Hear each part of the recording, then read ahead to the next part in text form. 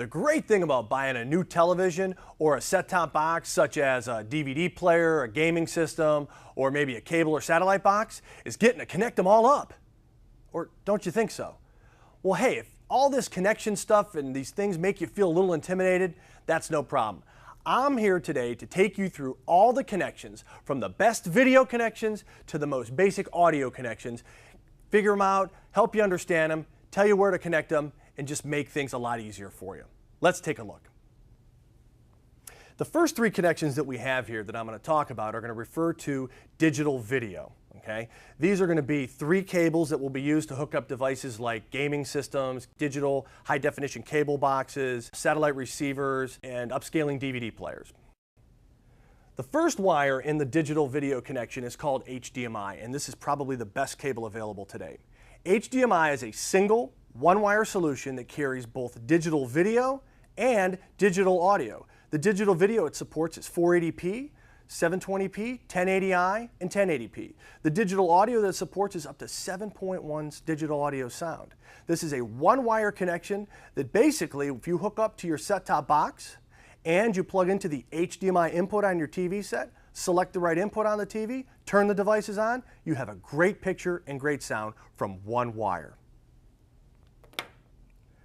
The next cable in our digital video connection line is more of an adapter cable. You'll notice that the ends on them are a little bit different, unlike the HDMI. The reason why is that some of the digital set-top boxes, DVD players, cable boxes, may have an output on them called DVI. The DVI output on here is a fantastic connection. It still gives you the great digital picture, 480p, 720p, 1080i, and even 1080p, but the only thing it doesn't support is audio, and I'll talk about that in a little bit.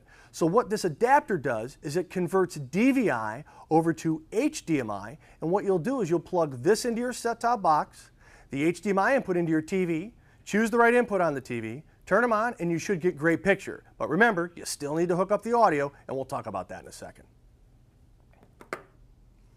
The last cable I want to talk about in the digital video connections is called component video. This is more of a crossover cable, and I'll explain more about that in a second. Notice the colors on here, red, green, and blue.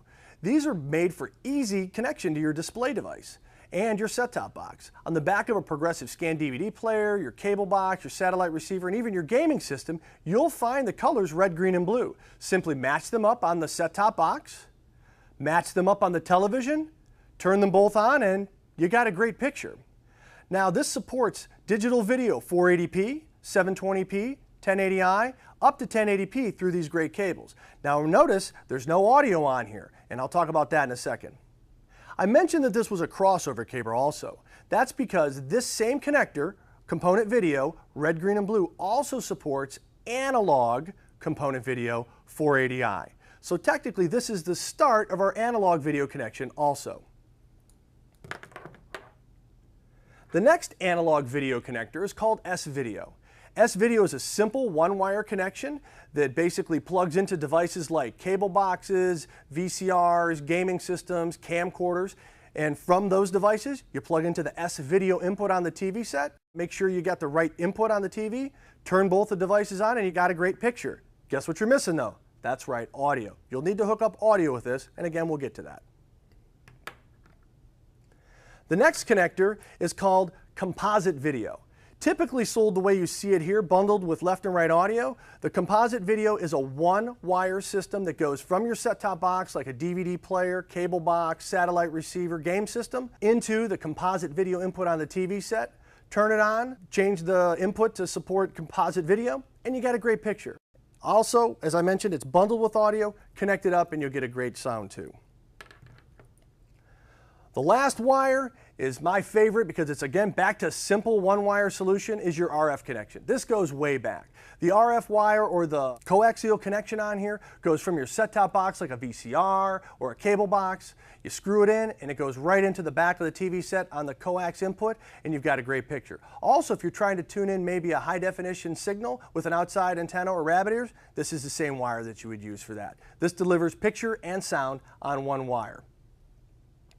Well, now that we've talked about the digital video connections, we've talked about the three wires, HDMI, the DVI HDMI adapter, component video for digital video. We've talked about the video connections for analog, from the component video, remember the crossover cable, S video, composite video, and the RF or coax cable. Let's talk about audio now.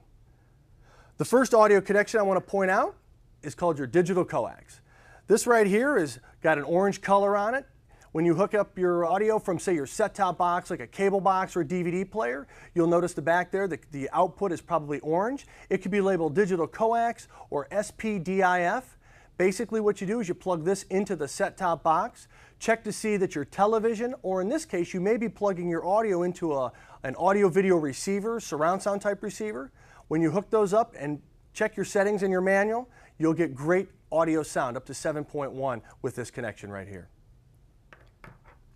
The next connector is called your optical cable. The same high quality audio that you get from the one we just talked about is also being able to be transferred through the optical cable. The optical cable output on the back of a set-top box, if you've ever looked on there, may be a little beam of red light.